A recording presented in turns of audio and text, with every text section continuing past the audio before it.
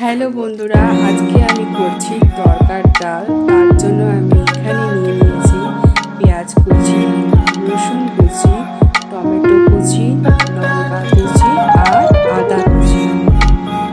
তারপর আমি তরকাটা প্রেশার কুকারে সিদ্ধ করে নিয়েছি।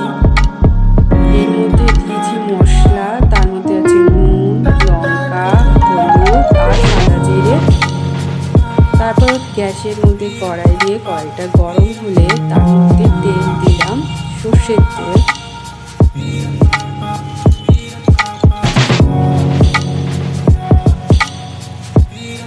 তার মধ্যে দিলাম তেজপাতা, শুকনো লঙ্কা আর এই মশলাগুলো ঢেলে দিলাম। তারপরে কিছুক্ষণ নাড়াচাড়া দিয়ে এটাকে আমি তারপরে লো ফ্লেমে ঢেকে দিলাম।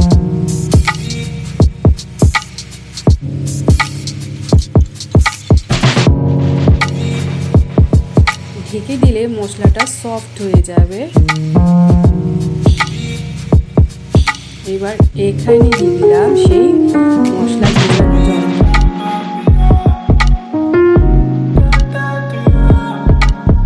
তারপর নাড়াচাড়া করে আবার ঢেকে দিলাম কিছুক্ষণের জন্য।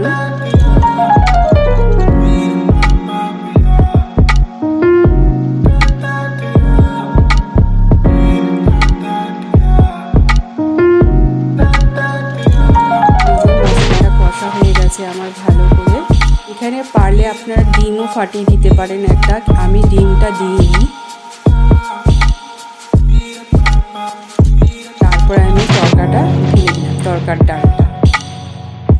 এবারে ভালো করে নাড়াচাড়া দিলাম। আমি আগের থেকে নুন মিষ্টি দিয়েছিলাম বলে আর দিইনি। ভালো করে নাড়াচাড়া করে এটাকে আবার কিছুক্ষণের জন্য ঢেকে রেখে দিতে হবে।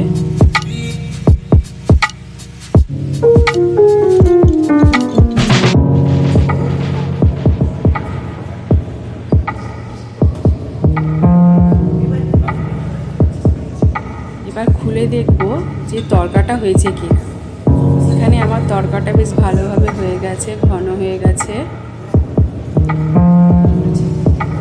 তারপরে নামানোর আগে এখানে হচ্ছে কাশ্মীরি মেথি আর গরম মশলা দিয়ে ছড়িয়ে দিলাম।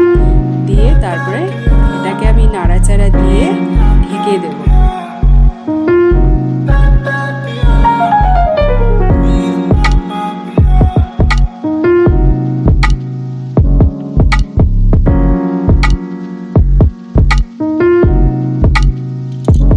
হয়ে গেল আমার তরকা।